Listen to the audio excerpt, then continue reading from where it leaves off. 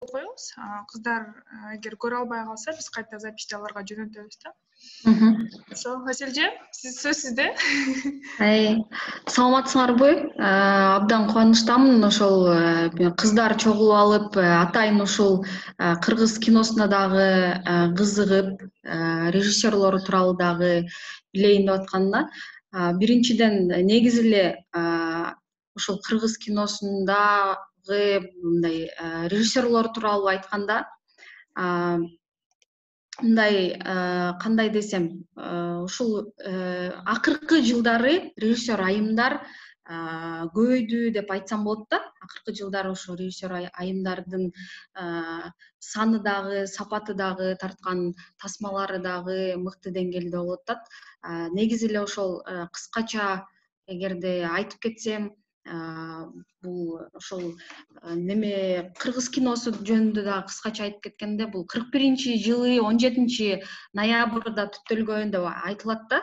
Негизи ошондо деле биринчилерден болуп ушул кыргыз айым режиссерду болуп, бул Фатима Мамуралиева эжекебиз эсептелинет. Ал деген ошол биринчи болуп Москвадагы ВГИК университетинде окуп, ошол биринчи профессионал режиссер болуп келген да.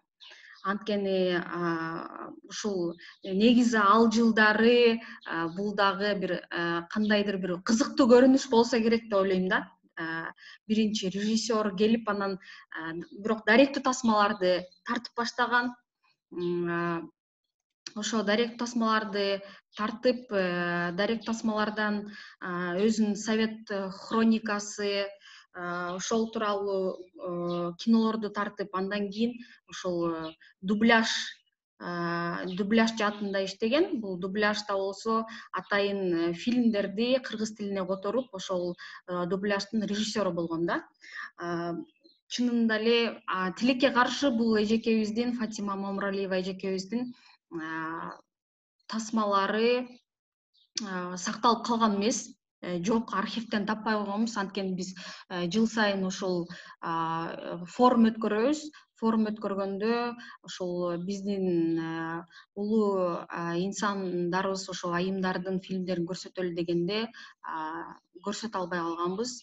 Анткени биз архивден такыр таба алган жокпуз да ушул айымдын фильмдерин. Ошондой эле дагы эгерде айтып кетейин десем, бул эң башкысы ушул режиссерлордон эң биринчи болуп ошол Фатима Мамуралиева болсо, андан кийин бул Лилия Турузбекова, андан кийин Динара Асанова, Клара Жусупжанова ушулар кетет. Булар чындыгында айтканда ошол кыргыз киносуна абдан чоң мындай таасир беришкен жана чоң салымын кошушкан. Булардын тасмалары ушунчалык адамдарды ойлонтурганы дагы, жаңы нерселерди, кадамды таштаганга дагы жардам берген да. Ошол эле Динара Асанова эжекебиз ал дагы окуп Москвада, андан кийин ушул Ленинградда иштеп калган. Ал жерде эң эле бизди биле турган Пацаны деген тасмасын тартып, ошол Пацаны тасмасы аркылуу мындай таанымал болду деп айтсак болот да. Анан негизи ушул Фатима Мамуралиева эжекебиз жөнүндө маалыматтар аябай эле аз. Ал эми ошол өзүн көрсөтүп, чет мамлекеттерде аябай тажрыйбалуу болуп келген бул Динара Асанова эжекебиз болуп эсептелинет да. Анан негизи эле ушул режиссерлор мындай кантип эми режиссер болом деп баары суроолорду беришет да, кантип режиссер болсом болот, же режиссер айым болгон бул кандай, бул оорчулукпу же кыйынбы? Эми ар кандай жөнөкөй сөздөр болот суроолордо элечи. Бирок чынында эң биринчиден мен өзүмкүнөн кыскача айтып кетсем, негизи мен ушул кино жаатына келгенимде чынында эле таң калгам. Мен кайсыл жакка келип калганмын депчи. Анткени түндү күнү иштейсиң, съемкада жүрөсүң, анан түшүнбөйсүң бул эмне кылып атам мен, бул жерде бүт эле жаныңда эркек кишилер иштейт. ызычуу. Биринчи практикам ошондой болгон, бирок ошол съемочный процесс жаккандыктан, ушул съемка жаккандыктан, өзүм ошондон ырахат алгандыктан, демек бул менин мага жага турган профессия, мен ошол нерседен ырахат алат экенмин деп өзүм да чечим чыгарып, ошондон улам кызыгып баштаганмын да съемкагачы. Негизи мындай ийгиликтерге жетишсе болот. Кандай түрдө?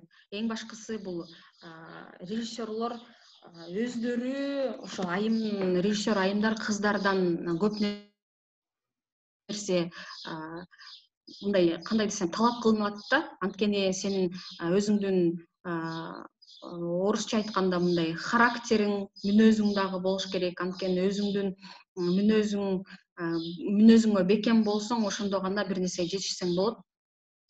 Биринчиден эле ушул киного келип калгандагы бир себептеримдин бири болгон, бул мен өзүм атам дагы мага ишеним көрсөткөн үчүн бул ушул кино жаатына келип окуп калганмын. Биринчи эле ошол киного окууга тапшырганымда дагы айтышкан, бул сен Каридин Сартбаев деген, Ахматалиев деген режиссер бар. Ал ошол Совет убагында көптөгөн мыкты тасмалар тартып, өзү дагы актер катары тартылып жүргөн. Ошол режиссерубуз экөөбүз, мен атам менен кошо барганымда ошол айткан болчу да, эми сен кызсың, биринчиден түнү күнү иштешет, анан кантип ушул сен режиссер боло аласың, өзүңө эле кыйын болот, ошон үчүн ойлонуп көргүлө деп бизди кетирип салышкан болчу. Биз атам экөөбүз ойлонуп 2-3 күндөн кийин жок, биз окуйбуз деп, ошол атайын экзамен дагы тапшырып, ошол экзаменден дагы өтүп, андан окуп калганмын Бибисара Бейшеналиева атындагы искусство университетинде. Ал чынында ошол жака тапшырып калганыма дагы аябай кубанып, азыркыга чейин сүйүнүп отурам. Анткени көптөгөн тажрыйба, билим алдым десем болот. Өзүмө жаккан профессия. Ошол анан ошондон улам башталды 3-курстан фильмдерге практика жүзүндө катышып, ошол практика жүзүндө бүтүп көрө баштадым, кандай тартылат депчи. Негизи эле айтат го, ушул кандай ушул киного эгерде кызыксаң, ошол кинодо кызыкканыңда кандай мындай кадамдар менен киного келсең болот депчи. Эң башкысы ошол кинону сүйгөн жана ошо кино тартам деген адам билим алыш керек деп айтам. Анткени негизи эле дүйнө жүзүндө деле 35% ошол атайын билим алып, анан режиссер болушкан. Анткени бул билим керек. Атайын сен жогорку билим албасаң дагы бир атайын курстарга барып, 1 жылдык, 6 айлык курстар бар. Ошол жакта дагы ошол түзүлүшүн, кинонун түзүлүшүн, закондорун, ошолорду билип алсаң, өзүң үчүн дагы керектүү, пайдалуу нерсе болот да. Ал эми бул экинчи болсо, мен ойлойм, бул кинолорду көрүш керек. Ар кандай кинолорду, бир эле кино десе, бул кино дагы ар кандай жанрга бөлүнөт. Бул дайрект тасмалар, көркөм тасмалар деп. Көркөм тасмалардын ичинде дагы өзүнчө бир жанрларга бөлүнөт. Алар драма, мелодрама, комедия депчи. Анан алардын дагы бир артхаус деп коет. Ошондуктан бир эле артхаус фильмдер, автордук фильмдер эмес, коммерциялык фильмдерди дагы, драма, триллерлерди дагы баарын көрүп, бирок ошолорду дагы туура критика жасаганды, анализдегенди дагы үйрөнсөңөр болот да. Мындай бир гана мындай күйөрман катары эле жөн эле көрүп койбой, ал эми ошону дагы анализдеп, эмне үчүн бул жерде режиссер ушундай башкача окуяны башка тараптан берди, ушу ар кандай бир инструменттерди пайдаланганда, ошолорду кандай пайдаланды, ошолорду анализдеп көрсөңөр болот. Андан кийин сценарийлерди окуш керек. Азыр интернет булактарында толтура эле сценарийлерди тапса болот. Ошол сценарийлердин ар кандай жанрдагы сценарийлерди окуп, ошолордон дагы кызыктуу маалыматтарды алса болот да. Андан кийин негизи эле дагы бир өзү дагы керектүү нерсе бул ошол режиссуранын инструментин үйрөнүү. Бул режиссуранын инструментине эмне керек? Бул мындай айтат го актерлор бул пластилин сыяктуу деп. Ошол режиссерлордун инструменти бул актерлор болот да. Сен ошол актерлор менен иштешкенди билсең, ошол актерлор менен сөз табышып, ошолор менен иштешип кетсең, ошол киноңдун дагы 90% ийгилиги ошолордо турат. Анан дагы бир нерсе бул эң баарына режиссерлорго жага турган нерсе бул фестивалдарга катышуу. Жана ошол сен кыска метраждуу фильмдерден баштасаң, ошондо көп нерсеге жетишсең болот. Анткени кыска метраждуу фильмдерден баары башталат. Ошол фильмдерди фестивалдарга жөнөтсөң, көптөгөн ийгиликтерге жетишесиң. Биринчиден сен ошол кино жаатындагы башка дүйнө жүзүндөгү кино жаатындагы режиссерлор менен таанышасың, продюсерлер менен таанышасың. Алардын кинолорун көрөсүң, өзүң үчүн анализ жасайсың, алар сенин киноңду көрөт, баарлашасың. Бул профессионалдык деңгээлде баарлашуу болгон бул эң сонун сезимдер, эң сонун күндөр болот. Анткени сенин тасмаңды калыстар тобу мыкты деген режиссерлор, драматургдар, продюсерлер көрүп, өздөрүнүн ой пикирин айтып, анан мындай жыйынтык чыгарып, биринчи, экинчи, үчүнчү орун дегенди да берет да. Бул спортто дагы спортсмендер машыгып өзүнчө олимпиадага катышкандай эле биз дагы ошо фильмдерибизди тартып, андан кийин ошону демонстрация кылганда чоң экранда бул режиссерлор үчүн чоң жетишкендик. Анан ошол жерден байге алып атканыңда бул өзүңдүн сыймыктанасың. Биринчиден Кыргызстандын үчүн, анткени көп эле башка мамлекетке барсаң дагы Кыргызстан кайсыл жерде экенин да билбейт. Бирок ошол эгерде сен ошол режиссер айым катары дагы киноңду көрсөтүп атсаң, сен Кыргызстанды дагы тааныштырып, Кыргызстан жөнүндө айтып берсең дагы бул кичине болсо да Кыргызстан үчүн да чоң салым болот деп эсептейм да. Анан негизи эле көп стереотиптер бар. Эмне үчүн бөлүнөт кыздар, айымдар, анан эркектер болуп бөлүнүп, бул режиссура деген андай профессия эмес деп эле көп эле айым кыздар деле айткандар бар. Мен мисалы үчүн эми эркектер өздөрү бөлүп коюшат да. Эми сен кызсың, бар өзүңдүн ишиңди жасай берчи деген сыяктуу эле деле мамиле кылгандар деле болот, чынында элечи. Бирок ал нерсеге көңүл бурбаш керек. Анткени сен өзүң айта турган оюң болот, өзүңдүн тематикаң болот. Сен эмнени каалап атсаң, сен жан дүйнөң эмнени каалап атсаң, сен кайсыл проблеманы көрсөтүп, кайсы проблеманы чечейин деп аракет кылсаң, ошолорду экран катары чагылдырып көрсөтсөң болот. Бул деген чоң нерсе деп эсептейм. Анткени мисалы үчүн журналисттер жазып бизге маалымат берсе, биз визуалдык жактан аны тартып, түшүндүрүп, өзүбүздүн оюбуз аркылуу элдерге көрсөтөбүз да. Бул дагы чоң мындай кандай десем, мындай күчтүү курал да, инструмент. Себеби адамдардын аң сезимин оңдогонго кино дагы чоң салым кошот. Анткени сен кинону көргөндөн кийин көптөгөн ойлор жаралат. Сен кинону көргөндөн кийин кээде ыйлайсың, кайгырасың, сүйүнөсүң, жаңы кадам баштап, жаңы жашоо баштагың келет. Ошондой эле кино, музыка, театр деги эле искусство жаатындагы картиналарды көргөнүңдө бир кандайдыр бир башкача сезимдер болот, туурабы? Анткени кино дагы ар кандай болот. Ошон үчүн мындай катарсис деп коет го, катарсис сезимдер болот да. Ошон үчүн бул ошол кинону тартып атканда албетте ушул мындай өзүңдүн айта турган оюңду толук кандуу кылып айтып бергенге аракет кылышың керек. Ошол кинонун кыска метраждууларынан баштасаң болот, даректүү же көркөм тасмадан. Анткени эң башкысы мен ойлойм, эгерде силердин араңарда бирөөңөр кино тарткым келет, кызыгам десеңер, өзүңөрдүн жакындарыңарды деле даректүү тасма кылып тартып көрсөңөр болот. Өзүңөрдүн эле телефонуңарга бир күндүк жашоосун тартсаңар болот. Бир күндүк жашоосун тартып туруп, өзүңөр монтаж жасап көрсөңөр, ошондо деле көп кызыктуу нерселерди, маалыматтарды өзүңөргө аласыңар да. Анткени бул дагы силерге ошол болуп аткан каарманыңарга болгон мамилеңер, ошол каармандын жасап аткан кыймыл аракеттери баардыгы ошол силерге көрүнөт дагы. Башкача балким силер жанында жүрүп алып байкабаган нерселерди ошол видеого тартканда көрүшүңөр мүмкүн да.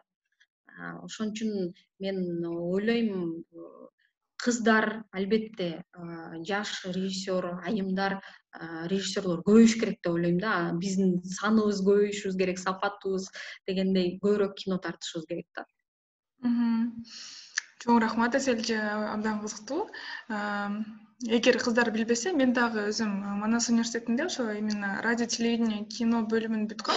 Биз дагы көбүнчө ошо режиссурага басым жасап, анан дипломдук ишим катары документалдык фильм тарткам. Анан Аселжелер уюштурган айымдардын атайын кино форумунда катышып, өзгөчө салым кошту деген бир эме грамота алгам. Анан абдан унутулгус сезимдер болгон. Негизи эле кино абдан кызыктуу, то есть баардык эле адамдар кыялданса керек, кино тартсам деп. Анан кийин бирок көп эле адамдар ошол эмеге жетпейт да, максатыначы. Кыял боюнча калып калат дагы, анан кийин аны ишке ашырышпайт, анан өмүр бою эле мен ошол кыялдангам, анан бирок ишке ашпай калды депчи. Сиз кичинеңизден баштап кыялдандыңыз беле, же болбосо бул кийин пайда болгон бир эме? Негизи мындай болот экен да, кичинеден өзүңдүн жаныңда ата энелериң ким болсо, мугалимдер болсо, мугалим болсомбу дейсиң. Врач болсо, врач болсомбу, аларды көрүпчү. Ошондой сезимдер, ойлор келет экен да. Анан мен дагы ойлонуп, чоң атам менен чоң энем алар врачтар да, дарыгерлер болуп өмүр бою иштешкен, бирок балдары бир да баласы ошол тармак менен кеткен эмес да, эч кимси врач болгон эмес. Аны эмне үчүн мен эң чоң небересимин, мен да врач болушум керек деп медакадемияны барып көрүп келип, аябай ошого даярданып жүргөм эмнегедирчи. Бирок мектепте окуп жүргөндө ошо сахнага чыгып, мындай спектакльдерди ойноп, бир нерсе уюштурганды, ырларды жазчумун, жакшы көрчүмүн да, ошондой нерселердичи. Ар кандай интермедиаларды коюпчу.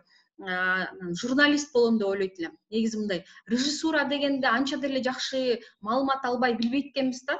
Кичинекей кезибизде кинолорду көрүп койсоң, могу режиссер тартыптыр, болду да. Ал эмне жумуш жасайт, ошонусуна деле маалымат жок болгондуктан биз да жакшы билбей жүргөнбүз. Андай эми интернет деген дагы мен окуп жүргөндө кийин эле интернетке кирип компьютерларды, жакшы компьютерларда иштеп калбадыкпы. Анан негизи эле ошондо мындай анча маалымат дагы болбогондуктанбы, мен журналист болом деп ойлогон экенмин. Өзүм ойлоп жүргөм, эмнегедир журналист болсом, ошондой бир сахнадан чыгып же телевидениядан диктор болуп сүйлөйм деп ошондой бир ойлорум болгон. Бирок ушул атам менен ойлонуп, анан ошо Бешеналиева университетке барып көрөлү деп факультеттерди караганда режиссура дегенди, режиссер дегенди тандап алганбыз да. Ошондуктан мен ата энеме ыраазычылык билдирем, эмнегедир ошолор ата энем мындай режиссер чыгат деген бир ишеничтери болгон да. Мага ишенгени үчүн ушул даражага жетип отурам деп ойлойм. Анткени бул дүйнөдө сага ишенген адамдар жаныңда болсо, сага ишенип дайыма колдоо көрсөтсө, сен баардык нерсени жасай алат экенсиң да. Анан ден соолук болсо, болду, жакшы көргөн адамдарың жаныңда болсочу. Ошондуктан мен жанымда жакшы көргөн адамдарым болуп колдоо көрсөтүп, сага ишенебиз дегендиктен ушу режиссерго тапшырып калып, окуп калдым да. Атам деп айттыңыз, атаңыз ошо режиссураны билип, анан кийин сизге жол көрсөткөн турбайбы, же? Ооба. Анткени өзү атам да чыгармачыл адам, бирок өзү орус тили, адабият тилинен сабак берет. Мындай бардыгыбызды чыгармачылыкка үндөп, өзү дагы ырдаганды, ар кандай инструменттерди дагы, аспаптарда ойнойт негизи. Анан ушул киного дагы өзүнүн кызыгып жүргөн экен да, киного дагычы. Кызыгып жүрүп, анан ошол биз институт искусствого барганда атаң жарыя илип коюштур. Ошо жарыяда жазылып турат да, биз кабыл алабыз үн режиссерлорун, кино режиссерлорун, театр режиссерлорун, актерлорун деп. Менин апам айтып атпайбы, актриса бол депчи. Мен жок, актриса болгум келбейт. Сенден актриса жакшы чыгат, актриса бол десе, атам айтат, жок, режиссураны тандайбыз, режиссер болосуң деген да. ушул бир сөзүн эле сен жок режиссер болосуң дегенден эле мен ошол окуп баштагам да. Таң калышты да. Келдик, жарыяны көрдүк.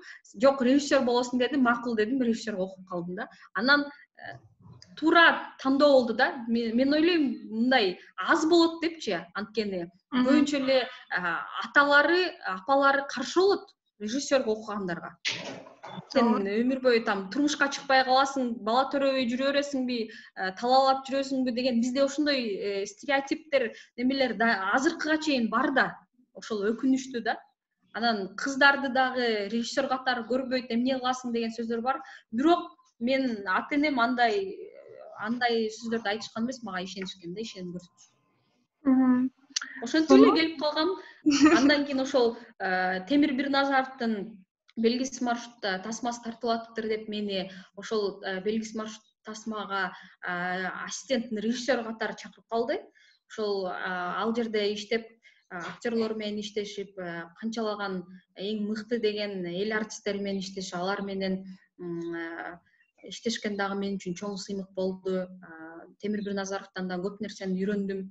Ошондон улам анан ушул кинокомпания Тазарда иштеп калдым да. Кыргыз фильмге келгенимде дагы биринчи таң калып, эски имарат, ичи дагы ремонттолгон эмес. Азыр деле ошол эч кандай өзгөргөн жок. Ар бирибиз өзүбүздүн эле бир гана кабинеттерибизди оңдоп алганбыз, ижарага алабыз. Кабинеттерибизди жакшына кылып алдык, ошого да сүйүнүп отурабыз. Ысык суу кылып жасап алдык, ошого сүйүнүп атабыз. Өзүбүзгө мындайча айтканда удобство жаратып алдык да. Ошо анан ушул кыргыз фильмге келгенде дагы ошол апам экөөбүз таң калып, ушул жерде режиссерлор иштейби деп, андан кийин канча күн, 45 күндөй павильондо тартканбыз да. Белгисиз маршруттучу элестеткиле павильондо 20дан ашкан автобустагы актерлор, биздин съемочная группабыздагы бир 30дай киши, анан туманды жасайбыз. Ошол жерде жүрөсүң баарын, актерлорду чакырып, ар бир эпизодко киргиле деп. Биринчи күндөрү таң калганмын. Мен каяка келип калдым, эмне болуп атат депчи. Анткени башкача сезимдер болот экен. Бирок ошол нерсе мага жагып атканын өзүм билгенден кийин кайра көп нерсени үйрөтүп, бир кызыктуу дүйнөдө негизи магнит катары тартып алат. Сен деле өзүң деле түшүнсөң керек, бир киного кирсең ал жактан чыгып кеткиң келбейт да. Айшажем, павильонду кыскача түшүндүрүп берип коесузбу кыздарга, билбегендер бар? Негизи павильон дегенде азыр тилекке каршы акыркы жылдары клиптерге павильонду колдонот. Бул павильон деген өзүнчө бир мындай атайын үй катары кылып салып алышат. Мындай имараттын ичинде сен каалагандай реквизиттерди коюп коздосоң болот. Анткени ал сага бир жардам катары инструмент болот да. Азыр мисалы үчүн биз роликтерди же клиптерди тартышат го. Бир жерде эле ырчыларды тургузуп алып, аларда атайын бир зеленый мындай жашыл фонду жасап алып туруп, ошол павильондун ичинде павильон ушул сен үчүн бир чоң бир пространство да. Бир эгерде чоң комната болсо, ошол комнатаны сен каалагандай кылып, освещениялар менен оператор өзү каалагандай кылып жасап алса болот да. Жана ошондой эле декораторлор үчүн дагы чоң мүмкүнчүлүк. Бүт дүйнө жүзүндө эле Голливудтар баары ошол павильондордо эле тартышат. Анткени алардын графикада иштеген адамдары, специалисттери мыкты, өзүнүн жумушун мыкты билгендер. Бизде азыр акырындап чыгып атат. Ошол павильонго кызыгып, павильон тарткан. Кыргыз фильмдин дагы павильону бар, бирок ошо Курманжандатка, акыркы жолу Курманжандатка тасмасын да колдонушту. Ошол Курманжандатканын сарайы кылып, ошол өзбектердин жана башка ошол кошуналардын хандары менен жолуккандарын ошол атайын ошол жерде тарткан да, Курманжандаткадачы. Бул операторлор үчүн дагы чоң жумуш, режиссерлор үчүн. Биринчиден бул художник менен, сүрөтчүлөр менен жана операторлордун чоң жумушу болот. Анткени сүрөтчүлөр менен декораторлор декорация жасаш керек ошонун ичинде. Декорация жасайт, андан кийин операторлор атайын өздөрүнүн освещенияларын, светтерин коюп, ошого туура кылып киного ылайыктап жасап отурушат да. Бул дагы аябай эле чоң жумуш. Эгерде мыкты деңгээлде аны билип алсаң, оңой нерсе болот да. Анан бул акыркы ошол биз белгисиз маршрутту тартканда бул павильондо автобусту киргизип алып тартканбыз. Анткени автобус белгисиз маршрут эгерде көргөн болсоңор, ал жерде 20 ашык актерлор отурушат дагы, баары мындай автобус кетип баратканын, жүрүп баратканын көрсөтүшүбүз керек да. Анан биз кечке эле автобусту атайын жүргүзүп, шаарларда жүрбөй, ошол павильонго автобусту киргизип алып, ошол жерде тартканбыз да. Ал павильондо павильон турат, павильон автобустун ичинде актерлор отурат. Автобусту болсо биз атайын терметип кыймылдатып турдук, атайын кишилер.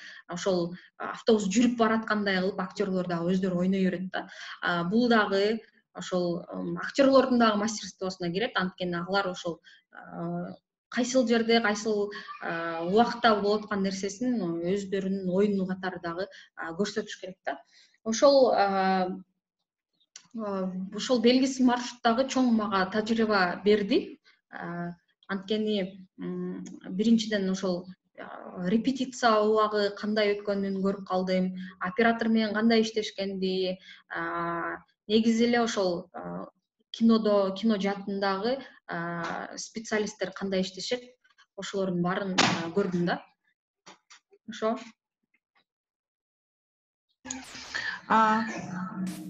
Сонун Асель эже дагы кандай ушундай чоң проекттерде иштедиңиз эле, балким кыздарга кызык, кайсыл фильмдерде катышып? Негизи мындай, мен ойлойм, ошол баягы айтып кетип атпаймынбы, эгерде режиссер болом деп ойлосоңор, негизи тажрыйбада топтоп көптөгөн проекттерде иштегенге аракет кылыш керек.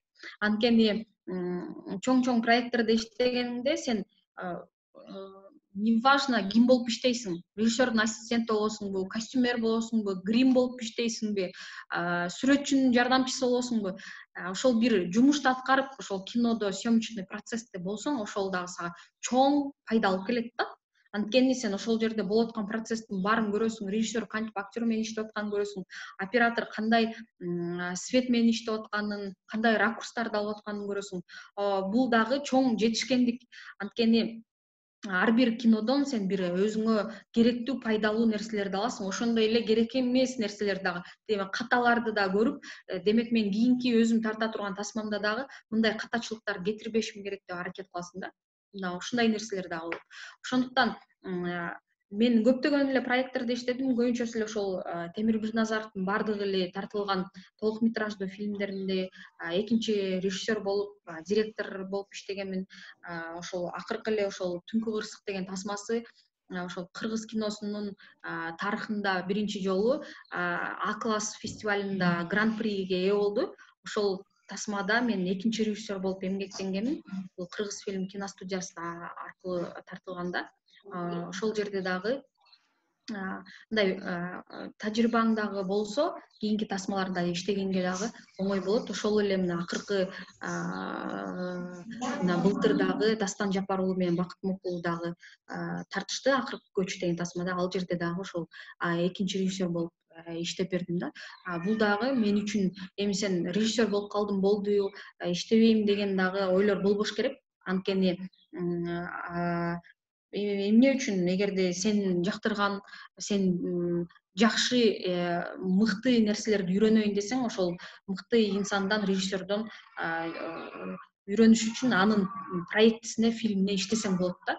Ар биринин мүмкүнчүлүгү бар. Ошол эле азыр бизди угуп аткан, көрүп аткан кыздарга деле айтат элем, эгерде кызыксаңар, келип эле кыргыз фильмге мага деле жолугуп, ушул практика жүзүндө иштеп көрөйүн, кино кандай тартылат көргүм келет десеңер, кайрылсаңар болот. Ошол практика жүзүндө деле иштесеңер болот да. Ошондо бир кинодо иштегенден кийин анан өзүңөр түшүнөсүңөр, бул силердики же силердики эмеспи, бул ушул кинодо калгың келеби же калгың келбейби, ошол нерселер билинет да өзүң үчүнчү. Ооба. Бакта Элнура кол көтөрүп атат, байтан бери Элнура суроо бергиң келип атабы? Ооба, суроо берейин дедим. Асель эже, бир кинону тартканга канча убакыт кетет? Биринчи суроо. Экинчи суроо, сиз Бибисара Бейшенаева атындагы ушул кино жаатында бүттүңүз да окууну. Ал жерде канча жыл окудуңуз? Анан үчүнчү суроо, кайсыл эң белгилүү эмгектериңиз жөнүндө бөлүшүп кетсеңиз. Азыр унутуп калсам суроолорду кайра кайталап тургула. Мен айтып турайын. Биринчи суроо кандай болду эле? Аны айтпадымбы, унутуп калам деп атабы? Бир кинону канча убакытта Ооба, эстедим. Бир кинону бул эгерде ошол өзүнүн хронометражына ылайык болот. Хронометраж деген бул ошол продолжительность деп коет да. Ушул киноңду эгерде кыска метраждуу фильмдерде болсо, бул кыска метраждуу, эгерде башынан аягына чейин бул 2 айдан ашык 2,5 ай убакытты талап кылат. Анткени сен биринчи айында сценарийиңди түздөп жазып алгандан кийин, андан кийин даярдануу процесси, актерлорду издейсиң, локация, кайсыл жерде тартасың, алар актерлор менен репетиция башталат, өзүңдүн чыгармачылык тобуңду топтоп баштайсың, андан кийин реквизиттер, костюмдар бүт баарын жасап баштайсың, анан съемкага киресиң. Съемка бул 10, 12, 15 күнгө чейин созулат, бул кыска метраждыкы. Андан кийин ушул 15 күндөн ашык бул монтаж болот да. Негизи ошол биринчи эле кыскача айтканда 3 этапка бөлүнөт. Бул подготовка, съемочный, подготовительный период дейт, съемочный период дейт и монтажно-тонировочный период деп айтышат да. Ушул 3 этапка бөлүнөт. Бул кыска метраждуу фильмдердики 2,5 ай болот. Ал эми бул толук метраждуу фильм 70 минуттадан көбүрөөк сен тасма тартам десең, анда булардыкы албетте көп 6 ай созулат да. Анткени анын даярдануусу дагы баары мындай, кандай десем, көп жумушу көп да. Ошондуктан 6 айга чейин, кээде бир кино 1 жылга чейин жасалышы мүмкүн. Ошондой нерселер да болот. Ошол. Анан экинчи суроо бул канча жыл окудуңуз? Бейшеналиева университетинде азыр мен институт болгондо окугам. Азыр университет болуп калды. 5 жыл окудум. Ал жерде театр жана кино факультети бар. Театр жана кино факультетинде бөлүмдөр бар. Бул режиссура, кино режиссеру деп, жана театр режиссеру, актер, үн режиссеру, оператор деп ошол бөлүмдөргө бөлүнөт. Ошонун каалаганын тандап алып, ошого окусаң болот. Эң башкысы ошол биринчи, экинчи, үчүнчү курска чейин сага көбүнчө ушул мындай бардык театр жана киного окуган, театр жана кинодо окуган студенттер менен бирге сабактар болот. Андан кийин 3-курстан кийин өзүнчө бир индивидуальный сабактар башталат. Анткени сен өз алдынча мастер менен даярданып баштайсың. Мен ошол 5 жыл окудум. Андан кийин ушул Темир Бирназаровдун режиссердук курсунда 2 жыл окудум да. Андан кийин ушул Рустам Ибрагимбеков деген режиссер бар, драматург бар Россияда. Ошонун да киношколасында окуп келгенбиз 15 күн өзүнчө тажрыйба алыпчы. Ошол. Андан кийин үчүнчү суроо кандай эле?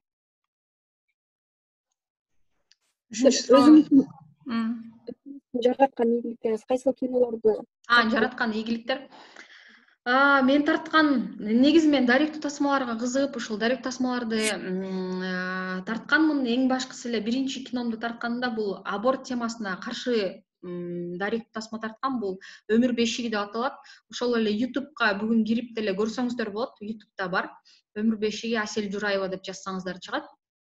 Өмүр бешиги тасмасында мага мындай кызыктуу болгон бул ошол Темир Бирназаровдун режиссердук курсунда окуп жүргөнүндө атайын студенттик иш тартышым керек болчу. Ошондо ушул теманы тандап алып тартып баштагам.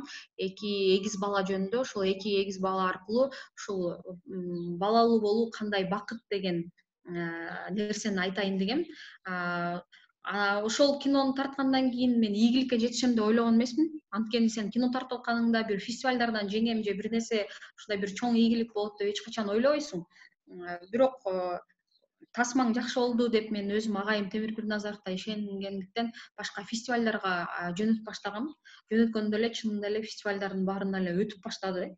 Өтүп анан 10-12дей сыйлык алдым. Көптөгөн мамлекеттерди кыдырдым. ошол фильм аркылуу. Ошондуктан жакшы фильм тартсаңар, чет мамлекеттерге барасыңар, мыкты режиссерлор менен таанышасыңар, элди көрөсүңөр, жерди көрөсүңөр дегендей, ошол мындай көп ийгиликке жетиштим да. Андан кийин эле эң эле ийгиликтүү болгону бул Мекке карай жол, Дорога в Мекку деп, буну да YouTube'дан каналынан тапсаңыздар болот, көрсөңүздөр болот. Ушул тасманы тарткандан кийин көбүнчөсү ошо Европаны кыдырдым, анткени мен ойлогом бул СНГ мамлекеттерине жагат го десем, бирок ушул Европадагы фестивалдарга көбүрөөк жагып, ошол Европаны биринчи жолу ушул менин тасмама атайын элдер кезекте турушуп билет сатып алып атканын көргөндө, билесиңерби кандай сыймыктанып кеткенмин. Узун кезекте кемпир, алышка, жаштар, эжелер, апалар баары туруп менин тасмама, ошол 20 минутталык тасмама кезекке туруп билет сатып алып келип, чоң кинотеатрда Помпиду деген бар, Францияда, Парижде музей, ошол жерде көрсөткөн чоң укмуш кинотеатр. А менин кином кассетада, анда кассетага тартканмын 2011 жылы. Анчалык деле сапаты сонун эмес, үнү дагы анчалык сонун чыкпайт. Анткени эми билесиңер да, Европада тарткан тасмалардын сапаттары жогорку деңгээлде. Бирок ошого карабастан баары тынч отуруп, эч ким чыккан эмес. Мындай ошондо дагы байкагам да, европалыктардын, француздардын ушунчалык кинону көргөнгө өздөрүн тарбиялаган экен да. Тартиптүү, ушул кинону көргөндө дагы билишет, суроолорду бергени, ушул ар бир детальга кызыгып, ошенткендерин көрүп алып аябай ыраазы болгом. Мындай сыймыктангамын, бир туруп, ай менин киномо кезекке туруп билет сатып алып атышат, ушунча адам кирди, залдын баары толтура деп сүйүнөт экенсиң. Ошондуктан ушул Мекке карай жол тасмам менен көптөгөн ийгиликтерге жетишип, ал дагы бир 15тен ашык сыйлыктарды алды, сатылды кином. Ушул кинодагы эми мактанса мактанып коеюн, фестивалдарга катышып дагы ошол өзүм дагы байгелерди, акчалай байгелерди алып дагы өзүмө унаалуу болдум, машина алдым. Кийинки тасмаларымда машина менен барып тартып калдым, мурун жөө барып тартсам. Ошондуктан мага да бир жакшы жактары дагы болду. Экинчи жактары бул тааныш билиштер азыркыга чейин ушул байланышта болуп турам, баары менен, башка режиссерлор менен, башка мамлекетте. Бул мындай фестиваль деген негизи дем күч берет да сагачы кийинки тасмага да тартканга. Ошол дагы кандай суроолор болот эле, бир кыз жазып аткан болчу. Ооба, биякта кыздар суроо берип атат чатта. Миланадан суроо, режиссердун жумушу кандай дейт. Эч эле түшүнө бербейм дейт. Режиссердун жумушу кандай, эч эле түшүнө бербейм дейт Милана. Милана, кандайсың? Режиссердун жумушу кандай, эч эле түшүнө бербейм. Тура эле суроо бериптирсиң. Режиссердун жумушу эң биринчиси бул сценарийден башталат. Сценарийди негизи айтканда, сценарийди эми сценаристтер жазат, драматургтар жазат дейт. Бирок режиссерлор дагы өздөрүнүн сценарийлерин жазышат. Режиссер деген бул өзүнчө бир ошол лидер деп айтсак болот, бир чыгармачылык топтун башкармасы да. Ошол режиссер бардык нерсени башкарып айтып туруш керек. Сен өзүңдүн көз карашыңды, өзүң кандай көрүп атасың, актер кандай ойнош керек, ошонун баарын ошол режиссер аткарат да. Сен киноңду кандай тартасың, кадрларың кандай көрсөтөсүң, актерлоруң кандай ойнойт, операторуң кайсыл ракурстар менен тартыш керек. Ошонун баарын кинонун башынан аягына чейин ошол режиссердун ою, режиссер айта турган ойду баардыгы башка съемочный группа сага жөн эле жардам берет. Бирок сен өзүңдүн оюңду режиссер катары көрсөтүшүң керек болот да.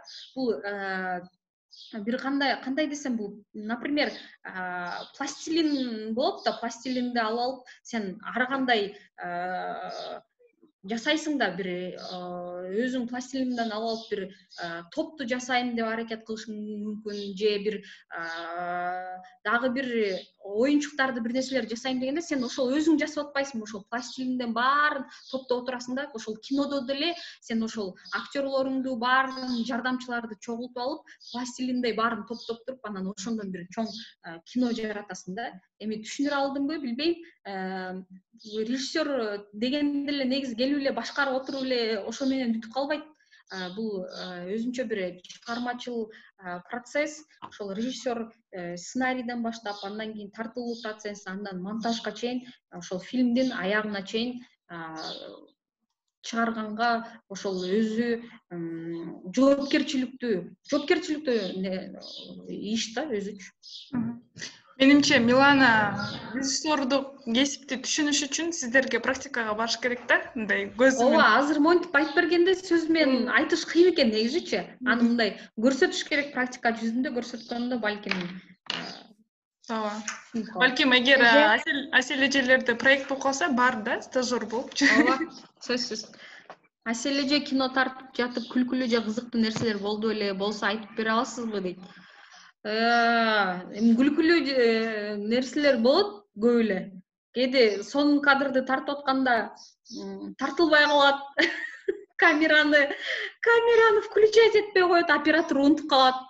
Андан биз актерду алдап коюшубуз мүмкүн, жакшы болбой калды, дагы ойноп бериңизчи деп. Анткени ал сонун ойногон, бирок камераны биз күйгүзбөй калганбыз. Ошондой нерселер болот. Азыр эми атайын эстей албайм, анын үчүн даярданышым керек болчу, ойлонупчу. Күлкүлүү нерселер көп эле кызыктуу эле болот. Анткени күлкүлүү дагы бир нерсе, мен өзүм толук метраждуу көркөм тасма тарттым, буюрса ушул жылдын аягында чыгат. Теңирберди деп аталат. Ошол тасманы тартып атканда биз күнүгө эртең менен таң атпай 4-тө туруп атканбыз. Анан 5:30 съемкабыз башталат. Биз айылда тарттык. Кой Таш жактагы Кызыл Бирлик деген айыл бар экен. Ошол жерде жашап, ошол жерде тартканбыз. Анан съемочная группа баарыбыз туруп алып, капкараңгы, баары уктуп атат. Мен кыйкырам да. Тишина! Начали депчи. Анан күлүп атышат да. Тишина депчи. Капкараңгыда тып-тынч болсо делечи. Мен тишина деп үйрөнүп калдым да, күндүз деле тарткандайым, акырын болгула деп съемочный группаны айтасың да. Анан мен таң атканда туруп алып тишина деп, начали деп кыйкырганыма баары азыркыга чейин айтып күлүшөт, ошо съемочный группада барчы. Таң атканда 4-тө туруп алып тишина деп кыйкыргансың депчи. Ошондой кызыктуу нерселер болгон. Ошо. Дагы суроолоруңар болсо, Бактан биздин коллегалар сурап атат. Азыркы кыргыз киносундагы режиссерлук каталар жок болуш үчүн эмне кылыш керек? Же болбосо вообще эле кинолордо режиссерская лажа болбош үчүн эмне кылыш керек деп сурашты да.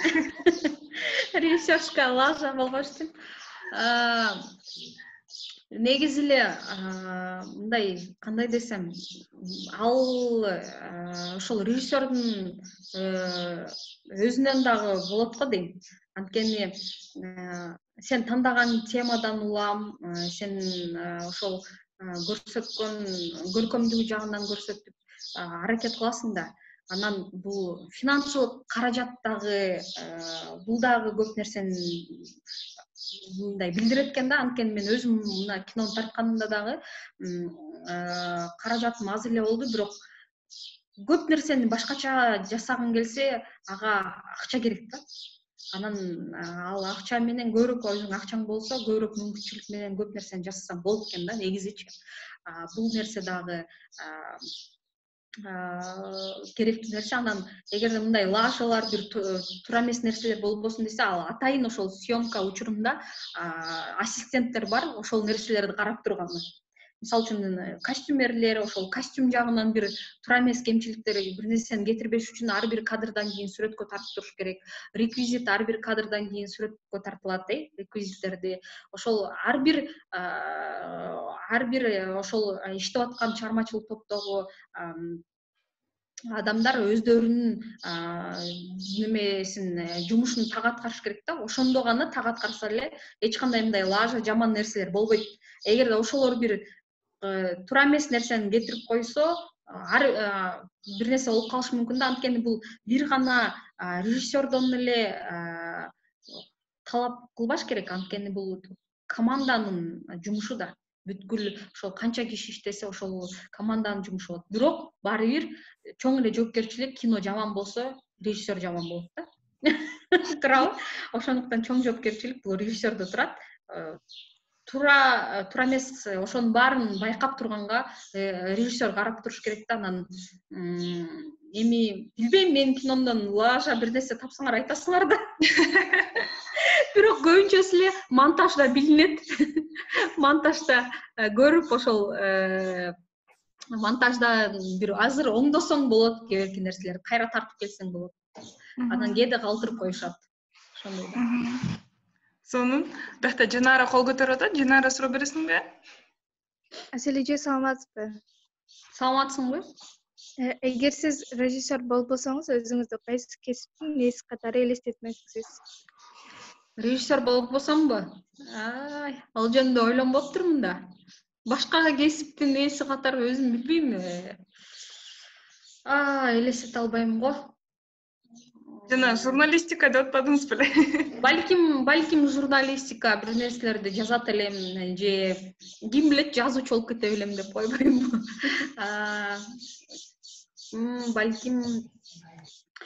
Балким уюштуруу жаатында бир иштемекмин. Режиссер болбосом ошол журналистика менин оюмча. Или балким врач болуп калмакмын. Ким билет? Атамдай болом деп. Сонун кыздар дагы суроолоруңуз болсо берергиле.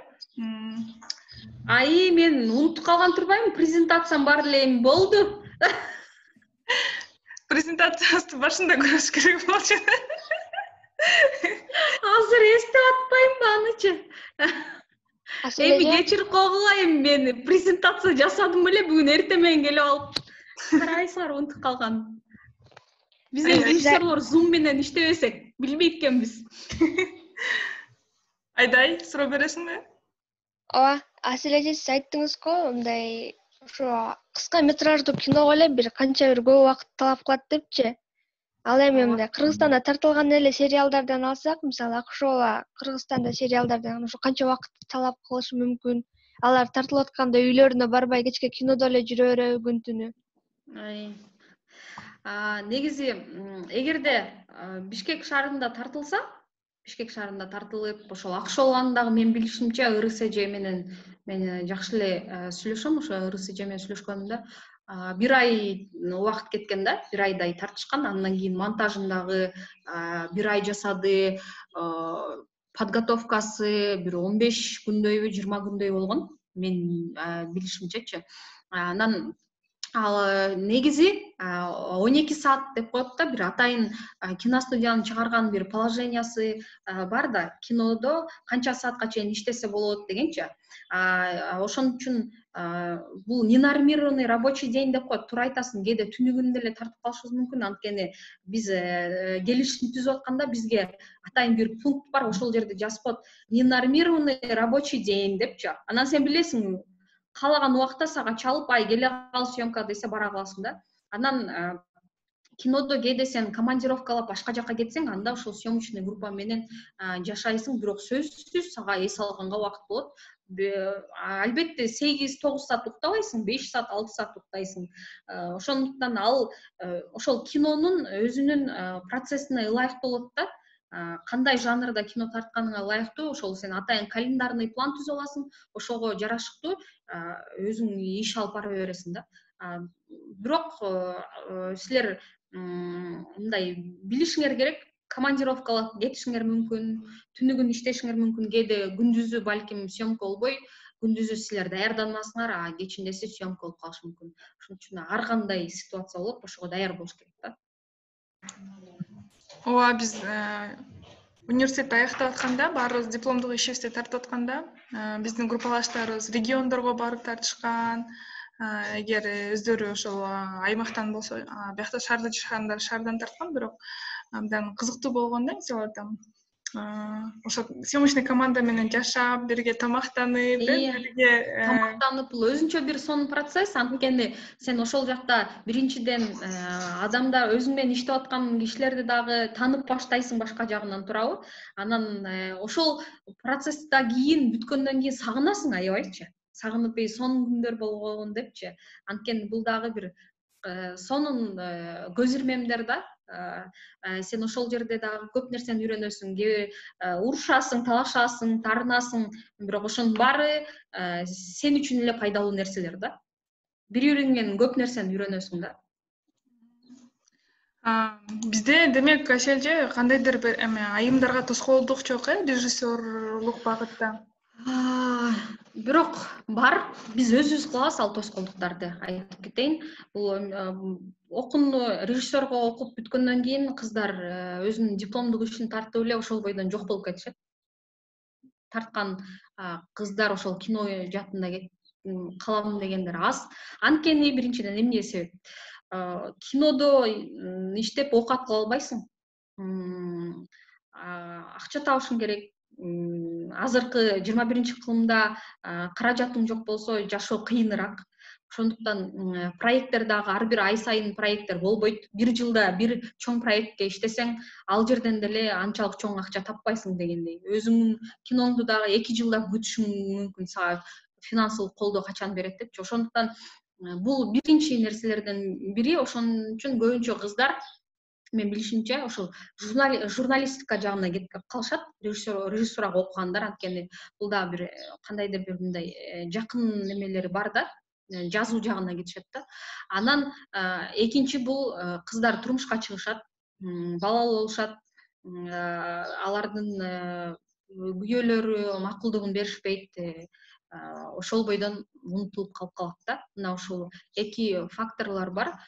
Мен ойлойм, ал эми өзү каалап өзү аягына чейин чыгарып мен режиссер болом дегендер ошол турмушка да чыкканы, балалуу болгондо дагы баардык нерсеге жетишсе болот да. Бирок бир нерсе, эгерде киного келгенден кийин бирок түшүнүш керек, сен бай болуп кетпейсиң да. Байыбайсың. Бирок сен ички дүйнөң ушунчалык бай болот, анткени сен чыгармачылыкка, көптөгөн нерсеге мындай өзүңдү байытасың да. Көп нерселерди окуйсуң, көрөсүң дегендей. Ошол эле бизге мындай каршылык кылып турган нерселер ошол. Менимче Кыргызстанда абал ушундай болуш керек, бирок чет өлкөдө Кыргызстанда анан бирокчу моундай карап көрсөң деле дүйнө жүзүндө деле Голливудда деле аябай эле аз режиссер айымдарчы. Аябай эле аз да. Анткени баары бир гендердик теңдешүү деген ушундай мындай бар да. Теңсиздик бар. Теңсиздик мындай балким биздин мырзалар тоготпойт, ишенбейт. Ошондой нерселер да болуп калышы мүмкүн да. Бирок мен ишенем, бизде мыкты режиссер айымдар бар. Алар дагы көрсөтөт кандай сонун кинолор тартса болот депчи. Анан эң бир жакшы нерсеси, мен ойлойм, бул аял кишилер, ошол кыздар сүйүүнү дагы, ар бир теманы дагы өзүнчө башкача бере алат деп ойлойм да. Анткени биздин ой жүгүртүүбүз, биздин сезимдерибиз такыр башка да. Энелик сезимдер бар, назиктикти, сүйүүнү, ошо арулукту, тунуктуулукту башкача бир жактан көрсөтүп бере алабыз деп ишенем да. Ошол менен дагы өзгөчөлүктөрүбүз бар деп айта алам. Анткени бөлбөш керек деп айтат. Мен бөлөм, эмнеге? Мен дагы кээде бир феминистка болуп кетишим мүмкүн. Бизде деле мындай Дальмира Тилбергенова деген мыкты режиссерибиз бар, Наргиза Маматкулова, Элнура Осмоналиева, азыр жаштар дагы чыгып атат. Мына ушулар чынында мыкты тасмаларын көрсөтүп, алар деле эркектерден кем калбай мыкты тасмаларын көрсөтүп атышат да. Менимче сиз ошол максатта атайын айымдар кинофорумун өткөрүп келесиз. Ооба, ошол максатта атайын айымдар кинофорумун өткөрүп келатабыз. Быйыл тилекке каршы ушул пандемия болгондуктан онлайн кылалы деп ойлоп атканбыз, бирок эмдиги жылкыга болот, буюрса эмки жылы. Анткени мен ойлойм, бул ошол форум бир өзүнчө бир площадка, баарыбызга тасмаларды көрсөтүп, айым режиссерлор бири-бири менен баарлашып, таанышып, кинолорубузду баарлашкан бул эң сонун нерсе деп ойлойм да. Анткени бул керек нерсе. Биз өзүбүзгө өзүбүз колдоо көрсөтпөсөк, бизге ким колдоо көрсөтөт? Мына ошондон башташыбыз керек да. Анан кандай проблемаларды көтөрөт, кандай көйгөйлөрдү көтөрөт, мына ошолорду ошол форумда биз дайыма айтып келебиз. Сен дагы өзүң катышып жүрөсүң, форумда дагы көрүп жүрөсүң. Ошондуктан мен ойлойм, бул дагы бир кандайдыр бир деңгээлде пайдасы бар деп ойлойм да. Балким биз жогорку деңгээлде дагы өткөрө албай аткандырбыз, бирок аракет кылабыз барган сайын. Бирок кичине болсо дагы бир пайда алып келет деп ишенем да. Ооба, былтыркы 2018-19 жыл, по-моему, да? Ошондо катышкан Казакстандан келген айым режиссерлор менен аябай жакшы байланышып, азыркы убакытка чейин мындай социалдык тармактарда сүйлөшүп калабыз да. Бул дагы чоң нерсе да. нетворкингден, то есть ошондой чыгармачыл адамдар бири-бири менен таанышып, анан башка өлкөлөрдөн анан балким пикир алышып, кийинчерээк сонун болгон абдан. Изилдөөлөрдү дагы айтышып, мисалычы, научный ошол кино тууралуу, ошол дагы мага абдан жардам берген, ошол кино форумдачы. Мисалы, эсимде калган, ошол жерде дүйнө жүзүндө айым режиссерлор дагы фильмдерин тартканда, алар аялдар, эң башкы каарман аялдар эмес экен да, темасычы, эркектер экен да. Ошол изилдөөнү угуп, абдан мага таасир берген да, аялдар дагы кино тартканда айымдарды эмес, эркектерди тартат экен депчи. Көбүнчө ошо анткеничи биз ошол жашообузда бизге эмнегедир могул куюлуп калган да ошол нерсечи. Биринчиден бул эркектер эң маанилүү адамдар дегендей сыяктуу, билбейм, ошол нерсе уюлуп калган деп ойлойм да. Ооба. Сонун болгон кинофорум. Кыздар, өспүрүм кыздар дагы катышкан, билесизби? Мектепте окуган класстагы өздөрүнүн киносун анимациялык беле же мындай эле, ошол унутуп калдым, бир киносу менен катышкан ошол форумга. Демек, бул силерге дагы мүмкүнчүлүк, өзүңөр азыркы жаш кураңарга карабай катышсаңар болот. Эгер силерге кызык болсо, съемочный процесске катышып, азыртадан өзүңөрдү ошол кесипке даярдап, силерге ошол жагабы жакпайбы, Селже айткандай, көрсөңөр болот да. Анан Айымкан суроо бериптир, сиз өзүңүзгө кумир туткан адам барбы деп. Мурун кичинекей кезде кумир тутуп, ошондой жакшы көрчүбүз. Мен атайын бир кумир туткан адам деле жок. Бирок биринчиден мен апам деп ойлойм. Анткени өзүмдүн апам бардык жагынан топ келишкен, билимдүү, акылдуу айым. Ошондуктан андан көп нерсени үлгү алып, апамдай болгум келет. Бирок дагы деле ага жете элекмин деп ойлойм. Анткени көп дагы иштешим керек ал үчүн. Өзүмдүн мүнөзүмдү дагы иштеп чыгышым керек. Ошол негизи эле баарыбыздын эле кумир туткандарыбыз бул энелер болуш керек. Анткени жаныңда ошо энелерди көрүп алып, ошолордон көп мындай суктанууларды аласың да. Анан ошондой эле көп нерсени үйрөнүп, кумир деле эмес, кандай десем, ал кишини көрүп, ушу Темир Бирназаровду деле айтсам болот. Анткени баа берем, актерлор менен иштегенине суктанам. Сценарий жазганда диалогторду кантип ушул жазып, жаңы темалар таап алып, сценарийди жазганда мен качан ушундай болом деп суктанам. Ушу көп нерсени алып алгым келет, отуруп алып, бул нерсесин мага берсе экен, бул талант мага деп. Ушундай учурлар болот. Анан көбүнчө эле мындай Динара Асановага дагы суктанам. Ушунчалык мындай сезимтал, такая хрупкая, нежная болуп, бирок ушунчалык мыкты тасмалар жаратып койгон. Ошол Пацаны деген эле тасманы көрсөң кандай шедеврди жаратканын, ошол айымга да суктанам. Тилекке каршы ошол 45 жашында эле каза болуп калды дагы канчалаган кинолорду жаратмакта. Бирок өмүрү ушундай кыска экен. Ошондуктан кумирлерим айтсам көп эле экен. Менимче кыздарга дагы кызык болот да, эми сиз режиссер болсоңуз кимди кумир тутасыз деген менимчечи. Жанара кол көтөрүлдү. Жанара, суроо бересиңби? Асель эже ушундай күчтүү режиссер, энергиялуу аял үй бүлөдө кандай эне, кандай жар болду экен? Кандай эне жар болот дейсиңби, режиссер айымдарбы? Болду экен, өзүңүздүн үй бүлөңүз тууралуу айтып кетиңиз. Мен турмушка чыга элекмин. Турмушка чыга элекмин. Эми турмушка чыккандан кийин дагы бир вебинар ушундай өткөрөйлү, анан айтып берейин. Ошол жакты канча алып кетсе болот экен депчи.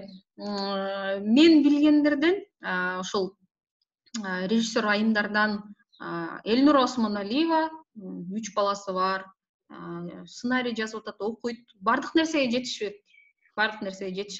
Балдарын да карайт, окуусун да, режиссура да окуйт, кинода тартат. Демек ал айымды деле көрүп алып ойлойсуң бардык нерсеге жетишсе болот депчи. Анан эң башкысы мен ойлойм ошол жаныңда сени колдогон эркек болсо, сага ишенген эркек болсо, бардык нерсени кылсаң болот. Мен ошондой эркекти издеп атпаймынбы? Жакшысы чыгып, мени колдоп, давай Айсел кино тарт деген болсун депчи. Буюрса табылып калды, буюрса аз калды. Сонун жаңыңыз бар окшойт Айселже дейм. Ооба. Контактыларыңызды дейби, калтырып коесузбу дейт. Макул. Мен контактыларым менде бар. Назгулда бар. Facebook баракчасынан, Instagramдан, телефонумду деле, WhatsApp номеримди деле берсең болот. Суроолоруңар болсо, дайыма менден бир жардам керек болсо, мен колуман келсе жардам бергенге аракет кылам. Ошол Кыргыз фильм киностудиясында 3-этажда отурам. Ошол келип кетсеңер болот. Конокко мындай пандемия болбосо балким көрсөтмөкпүз Кыргыз фильмди дагы, музей дагы көп нерселерди көрсөтүп айтып бермекпиз, анткени мындай көрүп сүйлөшкөн дагы бул сонун нерсе да. Ооба, чынында биз бармак бойса Айселже менен сүйлөшүп пландап атканбыз, бирок пандемияга байланыштуу бара албай калдык, Бирок азыр ушинтип вебинар аркылуу сиз менен таанышып алдык кыздар, балким кийин өздөрү барышы мүмкүн, Ооба. Айселже, сизге чоң рахмат. Абдан кызыктуу болду. Сиздин энергияңыз өзү эле кишини мындай мотивация кылып турат да. Менимче кыздарга дагы жакшы мотивация бердиңиз. Режиссура жөнүндө кичине болсо да түшүнүк алышты деп ойлойм. Көпчүлүк эле жана суроо берди го, түшүнбөйм эмне дегенсипчи, эмне иш кылышат деп. Мен деле балким окуп алсам аны түшүнбөй азыркыга чейин билбейт болчумун. Бирок чынында абдан кызыктуу кесип. Эгер бир нерсе тартып баштасаң, аны монтаждаган өзүнчө бир процесс, ар бир процесс кызыкчылыгы, сонун моменттери бар. Ошонусу менен жагат. Кыздар, эгер суроолоруңар болсо, 1-2 балким суроого убакыт бар. Эгер жок болсо, анда биз жыйынтыктай берели. Айселженин да убактысын албай. Мне кажется, бардык эле суроолорду беришти. Бардык ойлонуп калды го. Режиссер болсомбу, болбосомбу деп,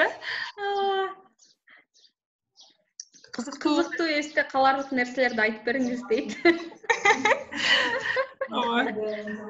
Айселже абдан сонун адам, негизи жашоодо дагы ушундай активный, ошон үчүн айым мыкты айым режиссерлордун бири болуп жүрөт.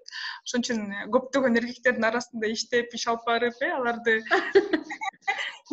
мүнөзүң дагы өзгөрүп, ошондой болот дейм. Рахмат, ишиңизге ийгилик деп тур. Эми эсте каларлыкты бая эле айттым. Негизи эсте кала турган. Сиз айтып бердиңиз дейт азыр, эсте каларлык нерселерди. Сиз кыздардын эсинде калдыңыз да. Рахмат, чоң рахмат.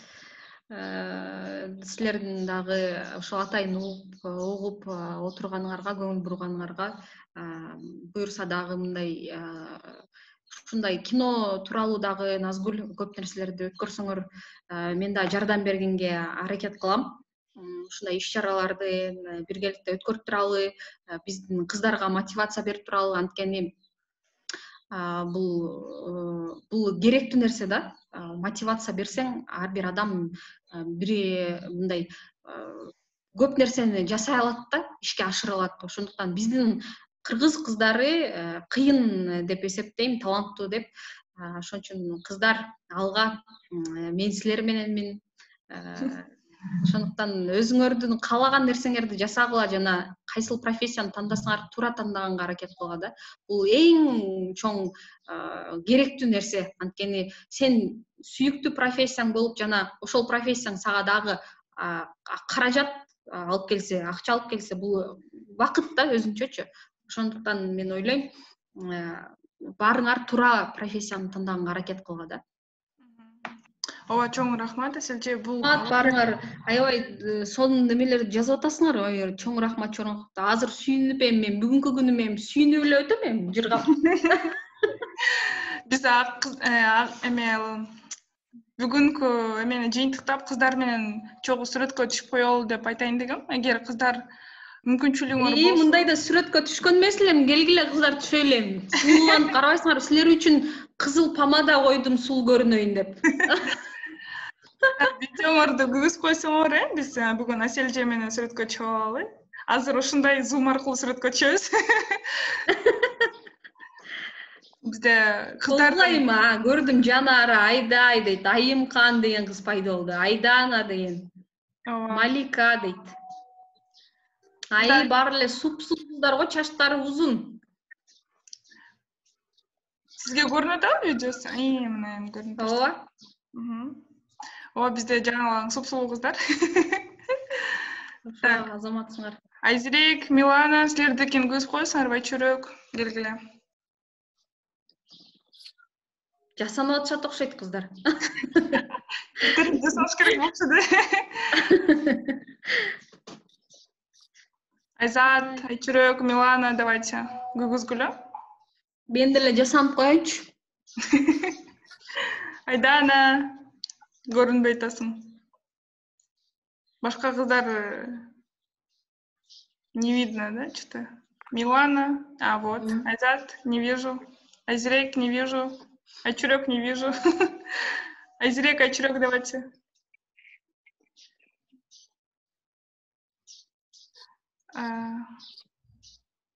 Так. Айзирек, Айчүрөк. Күгүзбөйсүңөрбү? Ладно, анда давайте аларды не будем ждать, да? Хорошо, мен карагыла. Давайте. 1, 2, 3. Все, сүрөткө тарттым. Анда кыздар эртеңкиге чейин көрүшкөнчү, эртең дагы биздин 12-де башка спикерлер бар. Аселжеге ыраазычылык. Кыздардын баары сизге рахмат айтып атат. Мен сизге чоң рахмат. Аябай кызыктуу. Рахмат. Эмкиде балким мындай бетме-бет көрүшүп, сиз менен башка темаларды да баарлашабыз. Алла буйрса. Сизге жакшы күн каалайбыз. Бүгүн кыздардын да майрамыңар менен, бүгүн балдар. Ооба, айтмакчы кечирип койгула, майрамыңар менен куттуктабай калыптырмын. Майрамыңар менен куттуктаймын, өмүрүңөр узун болсун, келечегиңер кең болсун, ден соолукта болгула. Рахмат. Рахмат. Всем пока, всем до встречи. Жакшы алга.